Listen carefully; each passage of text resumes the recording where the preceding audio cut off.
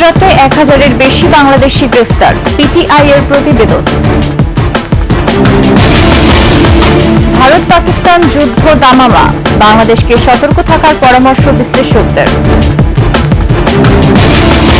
এবং পটুয়াখালীতে ধর্ষণের শিকার জুলাই আন্দোলনে শহীদের মেয়ের মৃত্যু, বিক্ষোভ শাস্তির দাবি।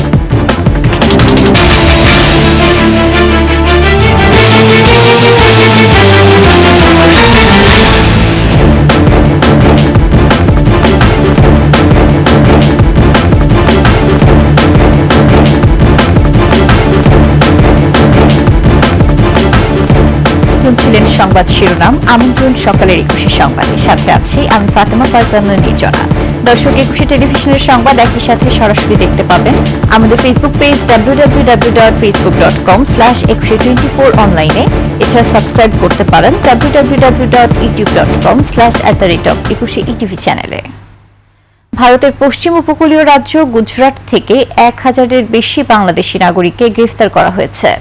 গুজরাটের স্বরাষ্ট্র প্রতিমন্ত্রী হর্ষ সাংঘভির বরাতে জানিয়েছে ভারতের রাষ্ট্রীয় বার্তা সংস্থা press trust of India PTI.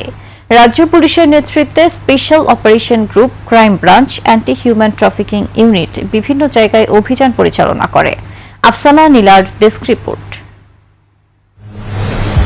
শুক্রবার রাতভর গুজরাটের আহমেদাবাদ ও সুরাটে অভিযান চালায় ভারতীয় যৌথ বাহিনী। অভিযানে আহমেদাবাদ থেকে কমপক্ষে 890 বাংলাদেশি ও সুরাটে 134 বাংলাদেশিকে গ্রেপ্তার করা হয়। এসব বাংলাদেশের বিরুদ্ধে অভিযোগ অবৈধ অনুপ্রবেশ এবং জাল নথি বানিয়ে ভারতে বসবাস। গুজরাটে এখন পর্যন্ত এটি সবচেয়ে বড় অভিযান বলে মন্তব্য করেছেন দেশটির স্বরাষ্ট্র প্রতিমন্ত্রী হর্ষ সাংঘভি। গোয়েন্দা তথ্যের ভিত্তিতে তাদের আটক করা হয় বলে জানিয়েছে পুলিশ। তদন্ত শেষে আটকদের বাংলাদেশে ফেরত পাঠানো হবে, এমনটা বলছে ভারতীয় গণমাধ্যম।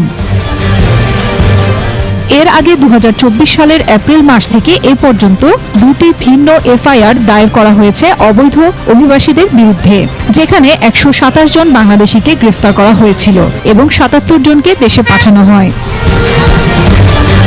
Afsana Nila, desk report, 21 television. Bharat Pakistan প্রসঙ্গ। পাকিস্তান আত্মরক্ষায় সক্ষম, যে কোনো আক্রমণ রুখে দিতে পূর্ণ প্রস্তুতিতে দেশটির সেনারা, এমনটাই জানিয়েছেন পাকিস্তানের সেনাপ্রধান আসিম মুনির। একই কথা জানিয়েছেন দেশটির প্রধানমন্ত্রী শাহবাজ শরীফ। তিনি বলেন, পেহেলগামের ঘটনার স্বচ্ছ তদন্তের জন্য প্রস্তুত পাকিস্তান। এদিকে পাকিস্তান ভারতের পাল্টাপাল্টি নিষেধাজ্ঞা ভয়াবহ রূপ নিচ্ছে কূটনৈতিক সম্পর্কে। আফসানা নীলার আরও একটি রিপোর্ট। কাশ্মীর হামলার জেরে পাকিস্তানের বিরুদ্ধে একের পর এক পদক্ষেপ নিয়েছে ভারত। এর জেরে পাল্টা ব্যবস্থা নিচ্ছে ইসলামাবাদও। দুই দেশের কূটনৈতিক যুদ্ধ যখন চরমে, তখন ভারতীয় রাজনীতিকরা সামরিক হস্তক্ষেপের উস্কানি দিয়েছেন। থেমে নেই পাকিস্তানও। আক্রমণ রুখে দিতে পাকিস্তান প্রস্তুত বলে জানিয়েছেন দেশটির সেনাপ্রধান। পাকিস্তান আত্মরক্ষায় সক্ষম, পূর্ণ প্রস্তুতিতে আছে দেশটির সেনারা। সেনাপ্রধান আসিম মুনির এমন দৃঢ় ঘোষণা দিয়েছেন। পাকিস্তান মিলিটারি একাডেমির প্যারেডে দেয়া ভাষণে তিনি একথা জানান। একই অনুষ্ঠানে পাকিস্তানের প্রধানমন্ত্রী শাহবাজ শরীফ বলেন, পেহেলগামের সন্ত্রাসী হামলার যে কোনো নিরপেক্ষ এবং স্বচ্ছ তদন্তের জন্য তার দেশ উন্মুক্ত। Ladies and gentlemen, you now hear the trumpets. ভারতের সমালোচনা করে তিনি বলেন, প্রমাণ ছাড়াই ভিত্তিহীন অভিযোগ এবং মিথ্যাচারের উপর ভিত্তি করে শোষণের ধরন অব্যাহত রেখেছে ভারত। তবে দেশের সার্বভৌমত্ব রক্ষায় সম্পূর্ণরূপে সক্ষম এবং প্রস্তুত পাকিস্তান। এদিকে পাকিস্তান ভারতকে নিজেদের আকাশসীমা নিষিদ্ধ করায় দিশেহারা হয়ে পড়েছে দেশটি।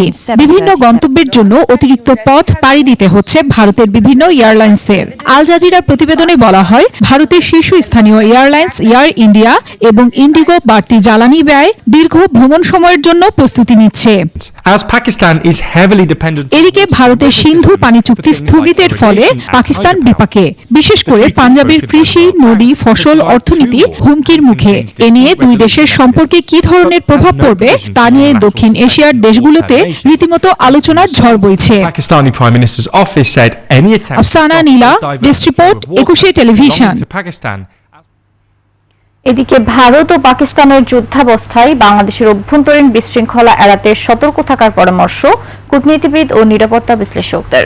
বিশেষ করে দেশের ধর্মীয় দাঙ্গা সৃষ্টির অপচেষ্টার দিকে বিশেষ নজর রাখার কথাও বলেন তারা। এছাড়া সীমান্তে অবৈধভাবে যাতায়াতের ক্ষেত্রে বাংলাদেশকে শক্ত অবস্থানে থাকার আহ্বান জানিয়েছেন বিশ্লেষকরা। খালিদ ইবনে মিজানের রিপোর্ট। কাশ্মীরের পেহেলগামে সন্ত্রাসী হামলার পর মুখোমুখি অবস্থানে উপমহাদেশের দুই পরমাণু শক্তিধর দেশ ভারত ও পাকিস্তান। দুই দেশের জনশক্তি, সামরিক সরঞ্জাম, অর্থনৈতিক ও ভৌগোলিক অবস্থান সহ নানা বিষয় নিয়ে গ্লোবাল ফায়ার পাওয়ার সূচক GFP 2025 প্রকাশ করা হয়েছে। ডিফেন্স সিকিউরিটি এশিয়ার প্রতিবেদন অনুযায়ী পরমাণু অস্ত্রের দিক থেকে ভারতের চেয়ে এগিয়ে পাকিস্তান, তবে সামরিক বাজেট ও সংখ্যার দিক থেকে এগিয়ে ভারত। উপমহাদেশের দুই পরাশক্তির শক্তি প্রদর্শন শুরু হলে বাংলাদেশের অভ্যন্তরে সুযোগ নিতে পারে অপপ্রচারকারীরা। ধর্মীয় ইস্যুতে ইন্ধন দিয়ে অস্থিরতার অপপ্রয়াস ঠেকাতে সরকারের নজরদারি বাড়ানোর পরামর্শ বিশ্লেষকদের। আমি এখন পর্যন্ত বাংলাদেশের জনগণের উপরে আমার পূর্ণ আস্থা আছে। বাংলাদেশের জনগণ অত্যন্ত পরিপক্কতার সাথে আমি মনে করি এখনো এটা চালিয়ে যাচ্ছে। যেমন আমরা একটু আগে বললাম যে ইসকনের পরেও কিন্তু আমরা দাঙ্গা হয় নাই, চিটাগাংয়ের জনগণ করে নাই। যে বিরোধিতা চলবে, বিরোধিতাকে আরেকটু চালানো, একটু সচল করার জন্য আরো দু একটা কাজ হতে পারে। ভারত কিছু অ্যাকশন নিবে, হতে পারে সামরিক অ্যাকশন নিবে। বাংলাদেশ একজন দক্ষিণ এশিয়ার রাষ্ট্র হিসেবে আমরা সবসময় চাইব যে এই সমস্ত এলাকায় একটা শান্তিপূর্ণ অবস্থান যেন বিরাজ করে, এবং বিশেষ করে এই ভারত ও পাকিস্তানের যদি তাদের মধ্যে একটা উত্তেজনাকর পরিস্থিতি সৃষ্টি হয় এবং সেটা যদি কখনো সংঘাত মানে সামরিক সংঘাতের রূপ নেয়, তাহলে স্বাভাবিকভাবেই এই অঞ্চলের উপরে আপনার আমাদের অর্থনীতির উপরে, আমাদের এখানে যোগাযোগের ক্ষেত্রে নানান ধরনের প্রেশার সৃষ্টি হতে পারে। পরিস্থিতি উত্তেজনাকর হলেও দ্রুত এই সংকট নিরসন হবে বলে আশা বিশ্লেষকদের। আমার মনে হয় পাকিস্তান তেমন বেশি নিবে না, কিন্তু পাকিস্তানও একটু নিবে, নিয়ে কিন্তু দুইজনই পিছু হটে যাবে। খালিদ ইবনে মিজান, 21 টেলিভিশন, ঢাকা। কয়েকজন উপদেষ্টার বিরুদ্ধে ভয়াবহ দুর্নীতির অভিযোগ উঠেছে, যা 24-এর গণঅভ্যুত্থানকে কলঙ্কিত করছে, এমন মন্তব্য করেছেন বিএনপির সিনিয়র যুগ্ম মহাসচিব রুহুল কবির রিজভী। অন্যদিকে নয়াপল্টনে দলের কেন্দ্রীয় কার্যালয়ের সামনে মানববন্ধনে বিএনপি নেতারা বলেন, ফ্যাসিবাদ আবারও মাথাচাড়া দিয়ে সরকারকে ব্যর্থ করার ষড়যন্ত্র চালাচ্ছে, তাই অবিলম্বে নির্বাচন দিতে হবে। বিস্তারিত মাহিলা ইসলামের রিপোর্টে। ফ্যাসিবাদের মিথ্যা মামলায় 60 লাখ আসামি, মুক্তি কতদূর, এই বিষয়ে জাতীয় প্রেস ক্লাবে আলোচনা সভা, যেখানে ভুক্তভোগী নেতারা তুলে ধরেন তাদের মামলাজনিত হয়রানির কথা। এই যে গণ অভ্যুত্থান, সেখানেও কিন্তু সবচেয়ে বেশি শহীদ হয়েছে আমাদের দল। অনুষ্ঠানে অংশ নেন বিএনপির সিনিয়র যুগ্ম মহাসচিব রুহুল কবির রিজভী। বলেন, নির্বাচন নিয়ে দ্বিধাদ্বন্দ্বের অবসান চায় জনগণ। ডিসেম্বর টু জুন নয়, দ্রুত নির্বাচনের রোডম্যাপ দেওয়ার দাবি তার। কেন তাদের এপিএস এর নামে শত কোটি টাকা দুর্নীতির অভিযোগ আসবে? কেন তারা বদলি বাণিজ্যের বিষয়ে তাদের অভিযোগ উঠবে? এই অভিযোগ তো উঠছে। স্বাস্থ্য উপদেষ্টার পিএ, আরেক উপদেষ্টার এপিএস, এটা তো ভয়ঙ্কর ব্যাপার। শেখ হাসিনা তো পুরো 3টা ডিগবাজি দিবে এসব কথা শুনলে। দুর্নীতি ও পাচারের টাকা দিয়ে পতিত ফ্যাসিস্ট শেখ হাসিনা দেশে অস্থিরতা সৃষ্টির অপচেষ্টা করছে বলেও মন্তব্য রুহুল কবির রিজভীর। বাংলাদেশ একটা স্থিতিশীল শাসনতান্ত্রিক পদ্ধতিতে চলে আসছে না অনেক দিন ধরে। কখনো ডিক্টেটর, আবার তার বিবর্তন হয়ে সে আবার ক্রমাগতভাবে ফ্যাসিস্ট হয়ে গেছে। এদিকে নয়াপল্টনে কেন্দ্রীয় কার্যালয়ের সামনে জিয়া মঞ্চের মানববন্ধনে অংশ নিয়ে বিএনপি নেতা আব্দুস সালাম বলেন, সীমান্তের ওপার থেকে ষড়যন্ত্র অব্যাহত রয়েছে। আজকে ফ্যাসিবাদকে তো রুখতে হবে। আমরা দেখছি ক্রমান্বয়ে দেশের আইন শৃঙ্খলার ব্যবস্থার দুর্বলতার কারণে আজকে ফ্যাসিবাদ আবার মাথা চাড়া দিয়ে উঠছে। বিএনপি চায় না এই সরকার ব্যর্থ হোক, তাই অন্তর্বর্তী সরকার দ্রুত নির্বাচিত সরকারের কাছে ক্ষমতা হস্তান্তর করে বিদায় নেবে বলে আশা করেন বিএনপি নেতারা। এই ডিসেম্বরের মধ্যে একটি নির্বাচন দিয়ে তিনি বাংলাদেশের ইতিহাসে নিজের নাম স্বর্ণাক্ষরে লিখিয়ে রাখবেন। মাহিলা ইসলাম, 21 টেলিভিশন, ঢাকা। আসামিদের জামিনে মুক্তির খবর আর অব্যাহত হুমকিতে অবশেষে জুলাই অভ্যুত্থানে শহীদ কন্যা বেছে নিলেন আত্মহননের পথ। শনিবার রাত 9টার দিকে রাজধানীর শেখেরটেকের ভাড়া বাসায় এই ঘটনা ঘটে। স্থানীয় বাসিন্দারা তাকে উদ্ধার করে শহীদ সোহরাওয়ার্দী হাসপাতালে নিয়ে গেলে চিকিৎসক মৃত ঘোষণা করেন। অভিভাবকরা জানান, ধর্ষণ মামলায় গ্রেফতার সাকিব জামিন পেয়েছে এমন সংবাদে মর্মাহত হয়ে পড়ে সে। তার মৃত্যুতে বিক্ষোভ করেন জুলাই আন্দোলনের শহীদ পরিবার। সোহেল সামি রিপোর্ট। মায়ের আহাজারি, হাসপাতালের মর্গে মেয়ের লাশ, এই সমাজের উপর কি রাগে ক্ষোভে দুঃখে চলে গেল 17 বছরের কিশোরী মেয়েটি। মেয়েকে হারিয়ে মায়ের এই কান্না যেন থামবার নয়। কদিন আগেই জীবন দিয়ে যে দেশটাকে মুক্ত করে গেলেন জসিম হাওলাদার, সেই দেশে তার 17 বছরের মেয়ে হয় ধর্ষণের শিকার। এত কিছুর পরেও কিশোরী মেয়েটি বাঁচতে চেয়েছিল। আসামিদের জামিনে মুক্তির গুজব আর অব্যাহত হুমকিতে মানসিকভাবে বিধ্বস্ত হয়ে পড়েছিল সে। শেষ পর্যন্ত বেছে নেয় আত্মহত্যার পথ। অভিযোগ স্বজনদের।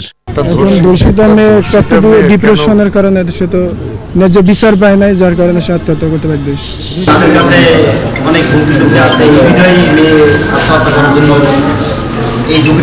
শহীদের রেখে যাওয়া অবলম্বনটুকু ধরে রাখতে না পারার লজ্জায় বাকরুদ্ধ গোটা জাতি। আমাদের সবাইকে লজ্জা দিয়ে আজকে বিদায় নিল। এই লজ্জা আমি ঢাকবো কোথায়?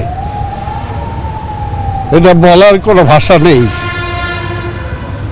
তাই আজকে কি বলবো, কাকে বলবো যে আপনি প্রশ্ন করেছেন কেন? এই মুহূর্তে তো এই সরকারকেই জবাব দিতে হবে।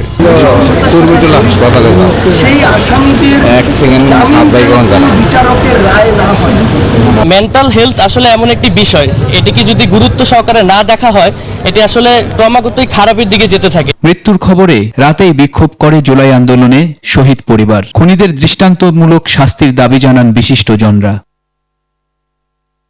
ধর্ষণের অভিযোগে ইতিমধ্যে 2 জনকে আটক করা হয়েছে। সোহেল সামি, 21 টেলিভিশন, ঢাকা। নিচ্ছে একটি সংবাদ বিরতি। যখন ফিরছি তখন অন্যান্য সংবাদের সাথে আরো থাকবে। নারায়ণগঞ্জের 7 খুনের মামলায় রায় হলেও আজও ঝুলে আছে আপিল বিভাগে। নিহতদের পরিবারে ক্ষোভ, হতাশা।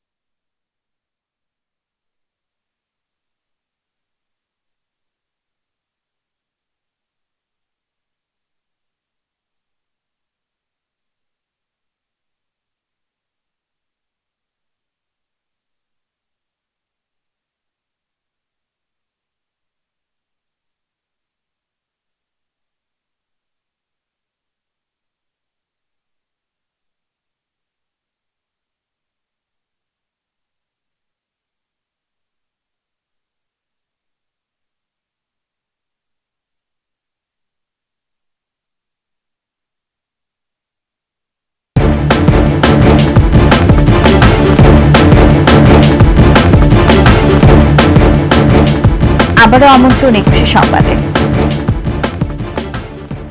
নারায়ণগঞ্জের আলোচিত 7 খুনের 11 বছর আজ। নির্মমে হত্যাকাণ্ডের 33 মাস পর জেলা জজ আদালত রায় হয়। এর 19 মাস পর হাইকোর্টের রায় হলেও 7.5 বছর ঝুলে আছে আপিল বিভাগে। এতে নিহতদের পরিবারে দেখা দিয়েছে ক্ষোভ ও হতাশা। নারায়ণগঞ্জ থেকে রবিউল ইসলামের তথ্যচিত্রে দেখুন ডেস্ক রিপোর্ট। 2014 সালের 27 এপ্রিল আদালত থেকে ফেরার পথে ঢাকা নারায়ণগঞ্জ লিংক রোডের লামাপাড়া থেকে অপহরণ করা হয় সিটি কর্পোরেশনের প্যানেল মেয়র নজরুল ইসলাম ও আইনজীবী চন্দন সরকার সহ 7 জনকে। 3 দিন পর শীতলক্ষা নদীর শান্তির চর থেকে তাদের মরদেহ উদ্ধার করে পুলিশ। এ ঘটনায় ফতুল্লা থানায় নিহত নজরুল ইসলামের স্ত্রী সেলিনা ইসলাম বিউটি ও নিহত আইনজীবী চন্দন সরকারের জামাতা বিজয় কুমার পাল বাদী হয়ে 2টি মামলা করেন। 2017 সালের 16 জানুয়ারি রায়ে প্রধান আসামি নূর হোসেন ও র্যাবের চাকরিচ্যুত 3 কর্মকর্তা সহ 26 জনকে মৃত্যুদণ্ড দেয়া হয়। আসামিপক্ষ আপিল করলে একই বছর 22 আগস্ট হাইকোর্ট 15 জনের মৃত্যুদণ্ডের আদেশ বহাল রাখেন।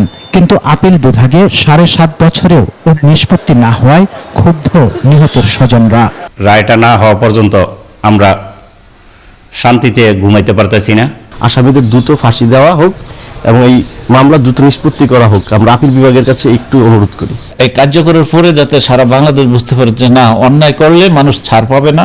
নতুন উপদেষ্টার আমলে আমাদের এই বিচারটা হোক, আমাদের রায়টা কার্যকারিতা হোক, অন্তত আমাদের পরিবারটার একটু শান্তি মিলুক।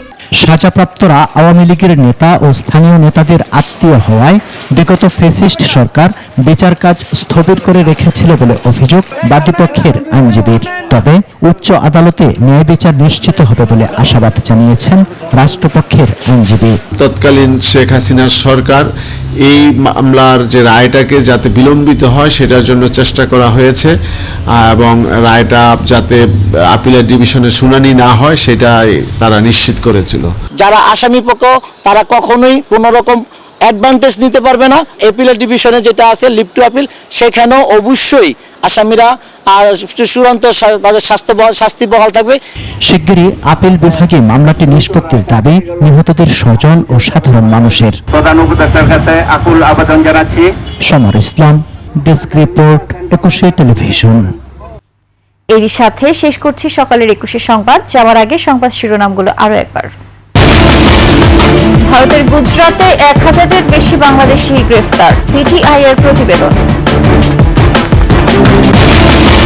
ভারত পাকিস্তান যুদ্ধ দামামা, বাংলাদেশকে সতর্ক থাকার পরামর্শ বিশ্লেষকদের। এবং পটুয়াখালীতে ধর্ষণের শিকার জুলাই আন্দোলনের শহীদের মেয়ের মৃত্যু, বিক্ষোভ শাস্তির দাবি।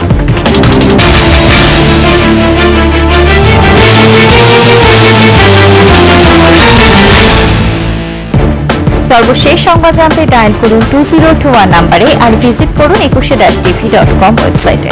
ফেসবুকেও ভিজিট করতে পারেন www.facebook.com/fc24 অনলাইনে। এছাড়া সাবস্ক্রাইব করতে পারেন www.youtube.com/@21etv চ্যানেলে। এতক্ষণ সঙ্গে থাকার জন্য ধন্যবাদ। পরবর্তী সংবাদ সকাল 9টায় দেখার আমন্ত্রণ রইল। 21-এর সাথেই থাকুন।